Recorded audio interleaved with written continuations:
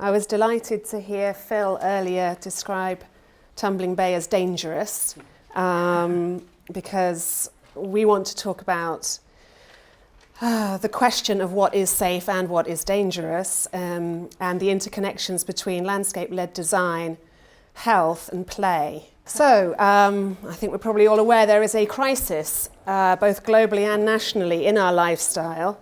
The headline statistics for obesity and the corresponding costs to our health service and to our quality of lives are truly shocking. The body of evidence and research is mounting and policies designed to tackle it are growing in urgency and momentum. Habits form early. This is something from a Nike study called Design to Move. Now, parents sort of instinctively want to keep their children safe from the big bad world, but an overprotective response ends up equating confinement with safety. Keeping our children indoors is possibly the most dangerous thing we can do to them. Not because of the dangers lurking in the dark side of the internet, but because of the negative impact on the bigger picture of their health and development. We know that playing and moving around outdoors actually develops a child mentally as well as physically. Our neural pathways, not just our muscles, are strengthened through movement and using our senses. Learning through physical exploration is very real.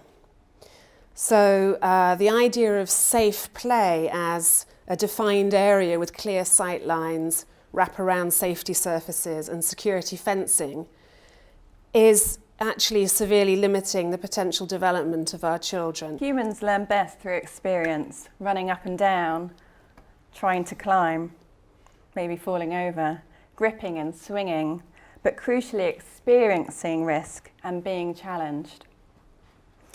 As a practice, we're increasingly focusing on the role of landscape and how it plays in shaping and defining physical activity.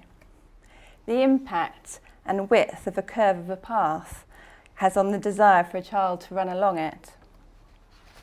The use of natural planting and natural materials to encourage exploration, and the excitement and challenge produced by varied topography or different surfaces. Tumbling Bay has no fences. Children with their carers are therefore obliged to define their own boundaries. Use physical exploration to create legibility, an internal map, an understanding of place, and so much more. With the support of a risk-embracing client, an intelligent client, we were able to push the boundaries of play a little further, and it's made us even more passionate and in embedding physical activity and challenge into the everyday lives of children. Working with Camden Council, we have worked on a new initiative across Camden's schools, trying to tackle the shocking statistics of 1 in 3 10-year-olds being overweight or obese. This scheme specifically targets an increase in physical activity as its goal. Through innovative partnerships, Camden has brought together a number of different disciplines: clinical health practitioners, sports scientists, designers like ourselves, schools and their local communities to tackle this issue. Tapping into NHS funding, the scheme has piloted 6 projects. We were asked to look at 2 primary schools, the top slide in the bottom left, a primary, and 1 secondary school. And the most exciting aspect of this project is that we are working with sports scientists at UCL to monitor the health of the pupils before and after installation of the schemes. Very young children, to a certain extent, are internally programmed to run about. But teenagers, particularly girls, need serious motivation. I think we need to ask the right questions to get all of these young people to move. And we're very excited about using landscape design to achieve this. Haverstock is the secondary school that we worked on, and for multiple reasons, many teenagers spend very little time outdoors and most of the time at break times at school. I think 25% is their total time outdoors. So we need to make this a really rich and challenging experience as possible. And at Haverstock, the sports teacher was very, very keen that we put in an outdoor gym, which we really wanted to resist. But it was really to attract girls, particularly to play outside. Basically, they just stayed indoors during break time and they didn't come out at all. And it was through sort of working with the girls and seeing that actually they were really interested in getting fit and they liked the idea of an outdoor gym, although we were slightly horrified by it, how we could actually get them outside. And it was actually working with them and sort of trying to make a place where they wanted to hang out. So we used a lot of planting to sort of integrate the gym, hopefully more successfully, into the landscape. That has encouraged them out, and it has been incredibly successful. And even the boys use it too. But the key thing here is that boys aren't dominating the activity, which is what they did across the rest of the playgrounds.